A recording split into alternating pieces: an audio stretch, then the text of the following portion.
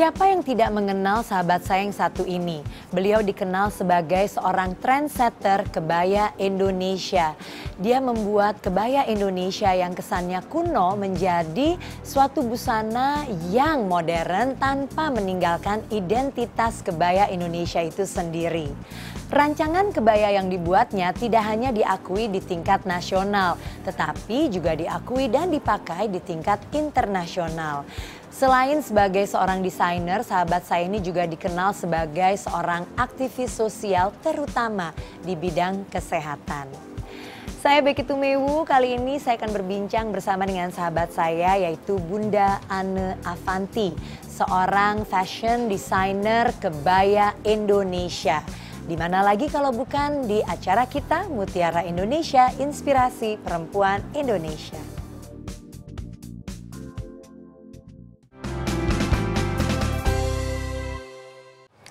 Bunda Anne, apa kabar? Puji syukur baik, Becky. Baik ya, sehat selalu. Sehat selalu. Keluarga juga. Amin. Amin. Oke, Bunda Anne, kita mulai ngobrol nih ya. Pernah bermimpi nggak sih kalau ternyata suatu hari tuh Bunda Anne menjadi yang disebut sebagai trendsetter untuk kebaya Indonesia gitu loh? Oh, sebenarnya dari kecil itu kalau ditanya cita-cita aja nggak berani jawab, Becky. Nggak berani jawab ya? Ya, karena menyangkut pertama terbatas pendidikan tertinggi hanya sampai bangku SMP. Yeah. Nggak pernah kuliah, nggak pernah belajar tentang fashion. Sampai hari ini juga nggak bisa potong, nggak bisa jahit, nggak bisa pola, nggak bisa sketch ya. Yeah. Menangkap situasi yang sebetulnya nggak layak saya untuk bercita-cita kan gitu. Jadi saya pikir sesuatu hal yang tidak masuk akal. Oh, jadi waktu dulu tuh sama sekali nggak ada gitu ya bayangan bahwa akan sampai ke hari ini gitu dengan pencapaiannya Bunda yang sampai sekarang gitu ya? Ya, tidak ada. Oke, nah tapi kan ini udah berapa tahun? 27 tahun. 27 tahun gitu ya berkiprah di dunia fashion, industri fashion gitu ya. Dan kayaknya bukan hanya sekedar menciptakan karya-karya yang indah gitu, tetapi juga banyak sekali kontribusi ke lingkungan gitu. Nah ini gimana ceritanya Bunda Anne? Ada satu yang buat saya pencapaian itu bukan prestasi ya. Pencapaian itu saya merasa bahwa ada sebuah masa di mana ketika saya pada saat itu tidak berada di posisi depan, tidak berada di posisi atas, itu terjadi. Yeah. Dan ketika saya mampu berdiri, ini bukan karena hadiah yang turun dari langit. Sesuatu hal yang Tuhan berkehendak atas hidup saya. Dan bukan sesuatu yang sifatnya pemberian gratis. Tapi ada panggilan tertentu yang Tuhan ingin saya berbuat sesuatu dengan perjalanan hidup saya. Gitu. Kalau saya bisa berdiri, saya harus bisa menunduk dan mengangkat yang lain supaya mereka memiliki kesempatan yang sama dengan saya. Itu yang saya rasakan, sehingga saya ingin ketika Anne Avanti memiliki brand yang sudah di atas, bagaimana itu menjadi air yang mengalir dan kemudian dari hulu ke hilir semuanya bisa menikmati sekecil apapun yang saya beri. Duh, berarti nih ya memang ya kita tuh banyak terinspirasi kalau denger-denger cerita tentang Bunda Anne aja dengan karya-karyanya. Udah gitu kalau tahu lebih banyak lagi tahu cerita di baliknya gitu ya. Betul. Nah ini pemirsa pasti ingin tahu nih gimana sih kesehariannya Bunda Anne. Kita punya tayangannya, kita ikuti bersama.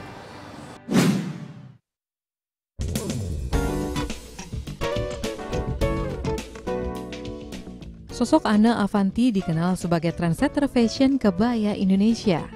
Wanita kelahiran 20 Mei 1964 ini mampu mengubah citra kebaya nasional yang berkesan kuno menjadi busana yang menarik dan tetap mempertahankan identitas budaya Indonesia. Anne merintis karirnya sebagai perancang kebaya sejak tahun 1989 silam. Kala itu ibu 3 orang anak ini hanya bermodal 2 mesin jahit dan membuat rancangan kostum panggung untuk grup vokal. Kini koleksi kebaya Anne Avanti diminati masyarakat luas, mulai kalangan pejabat hingga selebritis.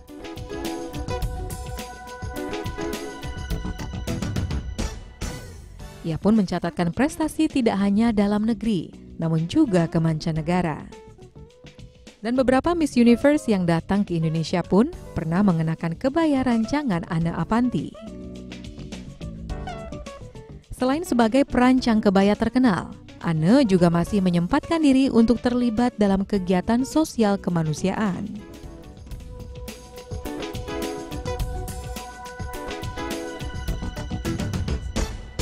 Anne memiliki organisasi yang disebut Wisma Kasih Bunda, yang didedikasikannya bagi mereka yang mengidap tumor dan hidrosefalus.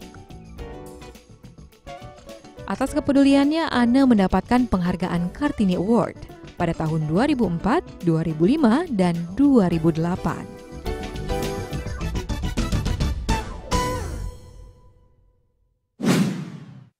Nah itu tadi ya pemirsa, kita sudah melihat keseharian dari Bunda Anne Avanti. Nah jadi dari dulu jualan manisan mangga tuh ya Bunda, sampai ke belajar akhirnya untuk mulai merancang gitu. Nah itu gimana tuh Bunda dulu sampai Sebenarnya Mbak Becky ada perjalanan ke sininya terlebih dahulu, bahwa dari kecil itu sebagai keluarga yang kurang berbahagia atau keluarga ayah ibu yang tidak rukun, mengakibatkan saya dekat banget sama mami saya. Nah karena mami itu menjahit buka salon di garasi kecil-kecilan mandi lurur nyanggul potong gitu ya. Jadi saya bertumbuh dengan tipikal perempuan banget gitu. Disitulah bertumbuhnya satu jiwa bahwa mami saya mengajarkan kepada saya bahwa pada suatu hari kelak talentamu akan menyelamatkan hidupmu. Gitu. Nah kalau kreativitas terus menuju kepada yang merancang ini loh Mbak Anne. Karena mami sudah membuat baju dari saya melihat. Gitu. Saya tuh tidak pernah melakukan sesuatu hal untuk kebaya itu saya rencanakan. Saya nggak pernah melihat sejarahnya. Saya juga nggak pernah seneng. Saya juga nggak pernah menggantungkan bahwa nanti hidupku tuh dari kebaya. Nah sampai akhirnya saya putuskan 89 itu memulai karir itu dengan nama Geria Busana Permatasari. Dan saya mulai membuat persewaan kostum tari. Waduh, karena dulu diawali dengan inspirasi tersebut gitu ya. Iya, betul. Oke, nah Bunda Anne kita akan sambung lagi obrolan kita. Karena itu jangan kemana-mana ya pemirsa, kita akan sambung lagi bagaimana sih kemudian sepak terjang seorang Anne Avanti di kemudian hari setelah tadi ya perjuangannya. Tetap di Mutiara Indonesia, inspirasi perempuan Indonesia.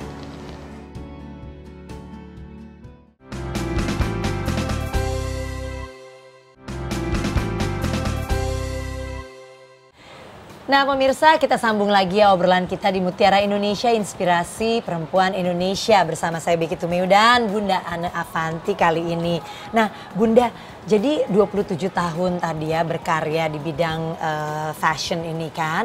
Nah gimana tuh sekarang pelanggan-pelanggannya Bunda nih siapa aja sih?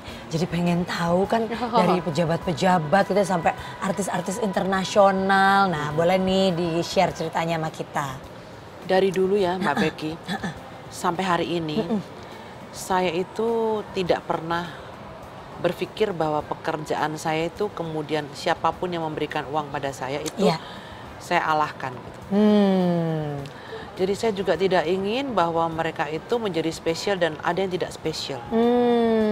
Jadi sampai hari ini saya tidak pernah menyebut nama-nama orang tuh siapa. Nah Bunda, kalau tantangan di dalam melakukan usaha ini, kemudian di dalam kehidupan Bunda gitu dalam menjalankan bisnis ini gimana? Suka kita itu kan selalu mengejar karir kita sendiri. Kita saatnya pasti nama kita akan turun. Pasti Indonesia juga memilih. Ya kan? Usia tidak bisa dicuri. Kesehatan diminta bisa, tidak bisa selalu sama dengan apa yang kita mau. Dengan harapan gitu gitu. Nggak selalu sama Akhirnya anak beranjak menjadi lebih besar, kita menjadi lebih tua. Akhirnya anak kehabisan waktu kita karena kita mikirin karir diri sendiri. pada saat anak harusnya berkarir, kita sudah nggak bisa mendampingi. Akhirnya di saat anak itu harusnya bisa dibimbing dari awal, anak sudah tidak bisa memiliki partner kerja. Persoalan bukan hanya masalah piutang. Iya, tapi juga ada hal-hal yang berkaitan dengan hubungan antar manusianya, kompetisi, betul ya? bahwa karya anak Avanti di cloning dari Sabang sampai Merauke, dari kelas kambing sampai kelas kakap itu nggak penting. Iya. Karena Tuhan tidak pernah salah dalam menentukan rezeki bagi setiap kita. Iya.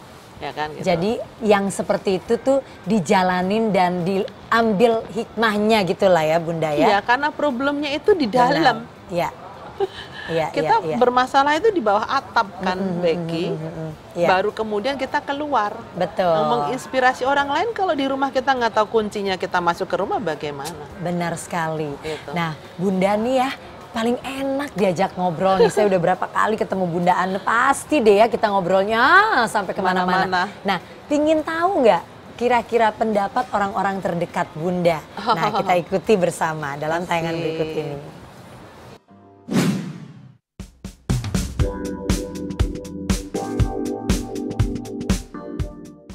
Bunda adalah sosok ibu rumah tangga biasa, tapi memang diberkati Tuhan dengan talenta yang luar biasa, sehingga mungkin agak seperti superwoman gitu ya.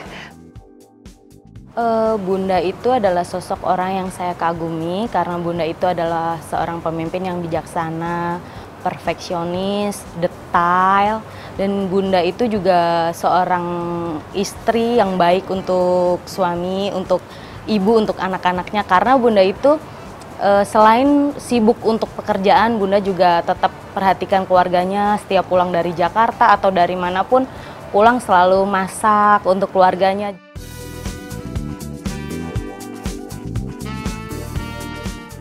Kayak pas saya pernah ngalamin sakit, dan sewaktu saya masuk rumah sakit sampai saya keluar dari rumah sakit dan cukup lama di ICU, itu yang nemenin saya ibu saya gitu, meninggalkan semua kesibukannya hanya untuk nemenin saya waktu sakit.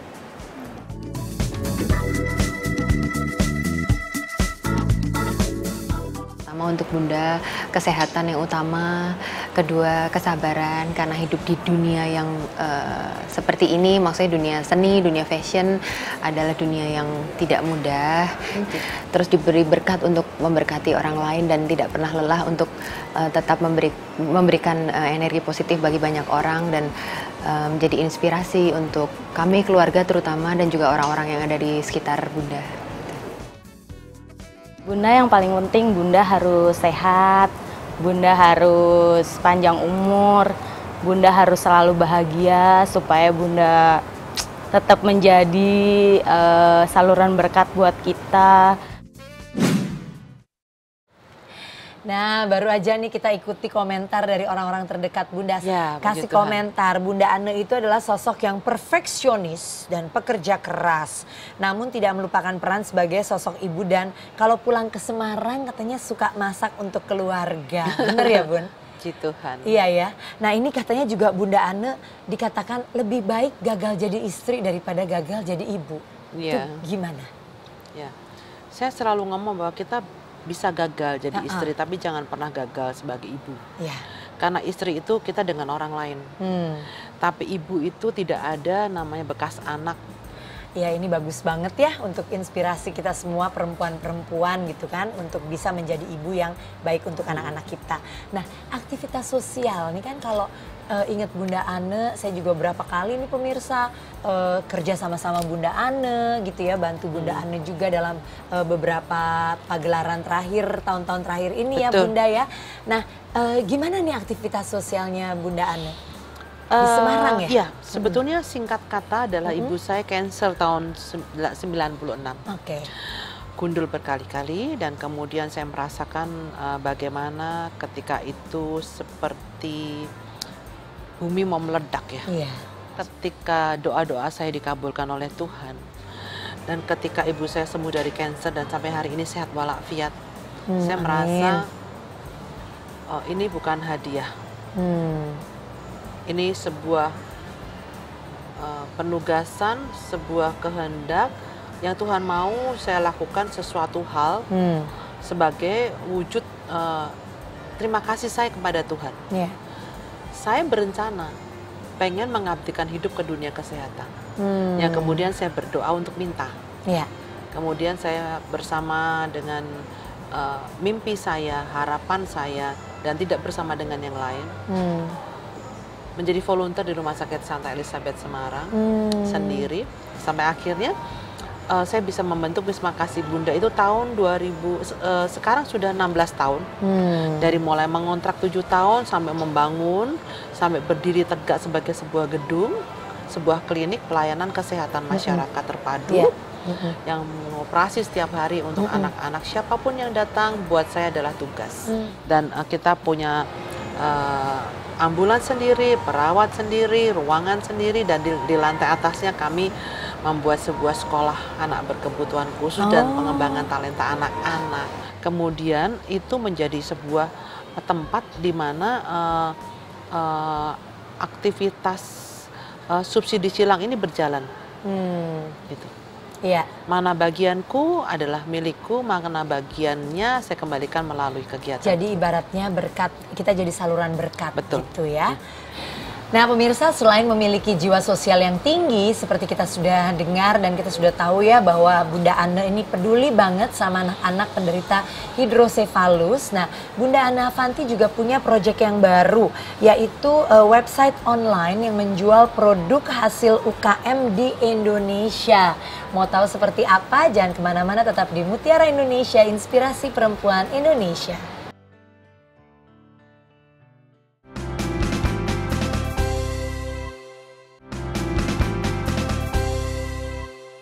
Pemirsa, kita sambung lagi ceritanya bersama dengan Bunda Ane Avanti hanya di Mutiara Indonesia, Inspirasi Perempuan Indonesia.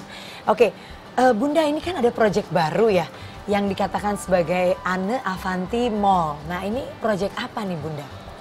Sebenarnya ketika 25 tahun itu sudah berlalu, saya berpikir ada sesuatu nggak yang bisa saya persembahkan untuk Indonesia setelahnya gitu. Dan kemudian saya mengelola popularitas saya. Saya tahu itu. Jadi bukan sesuatu yang saya tidak tahu. Saya tahu. Jadi saya bawa sebuah brand Ane Avanti ini menuju kemana. Akhirnya saya menjadi brand ambassador di beberapa perusahaan, beberapa produk. Itu berjalannya adalah ini produk, ini Ane Avanti. Jadi kita tidak bersama. Ya, bisa dijual tapi berdampingan gitu ya. Seperti kaki kiri dan kanan, kiri dan kanan. Kemudian tangisan ini terasa ada di telinga. Kemudian sering pelukan ini mengganggu pikiran saya. Banyak orang menangis berkarya terus berkarya. Nggak bisa memasarkan produk. Tidak mempunyai kekuatan, modalnya tidak ada, berputarnya macet. Dan kemudian ada hal-hal tertentu yang membuat sesuatu yang sifatnya mereka harus menyerah karena keadaan. Menyewa lapak jualan di pameran terlalu tinggi, membuat gerai apalagi. Terbersit dalam pikiran saya bagaimana ya kepak sayap saya ini akhirnya menjadi sayap yang hangat yang bisa melingkupi para UKM.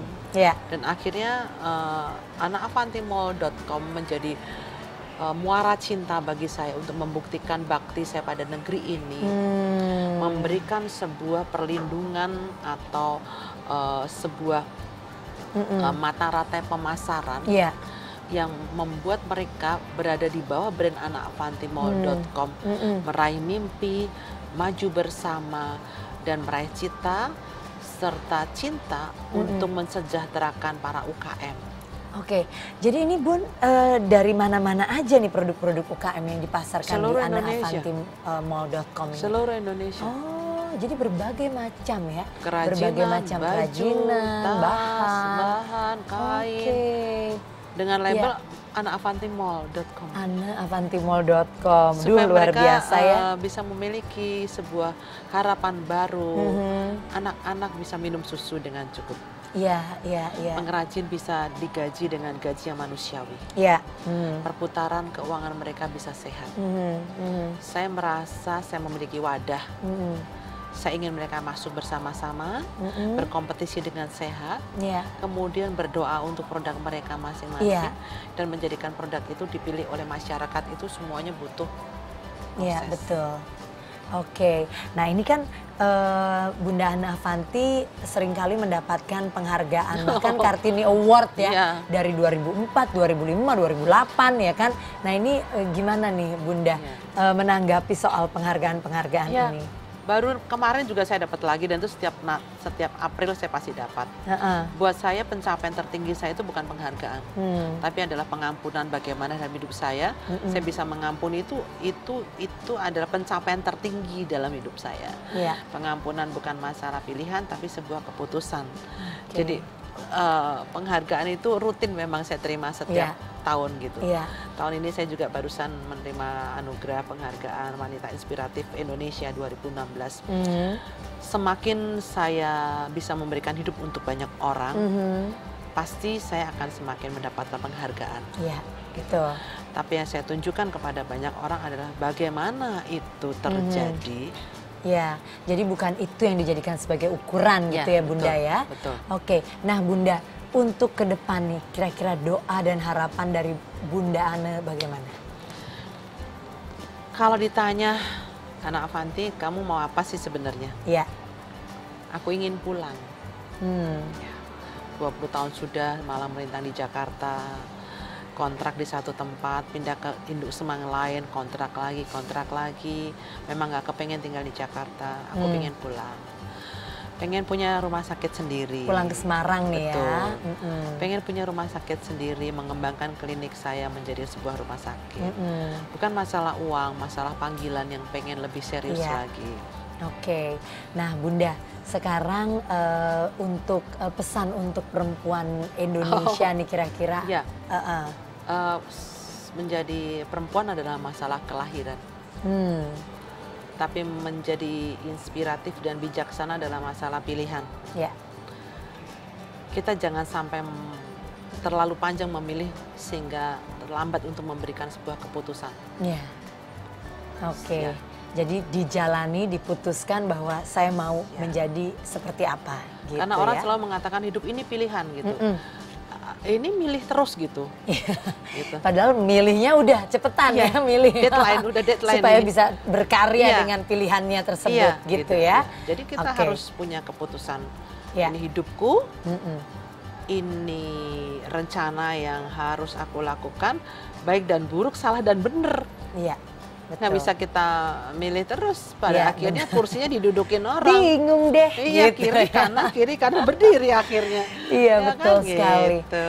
Terima kasih Bunda Ana atas ceritanya, dan tentu kita banyak nih ya bisa belajar dari pengalaman seorang Ana Avanti. Nah demikianlah pemirsa obrolan saya bersama dengan Bunda Ana Avanti, pastinya bisa menjadi inspirasi bagi kita semua.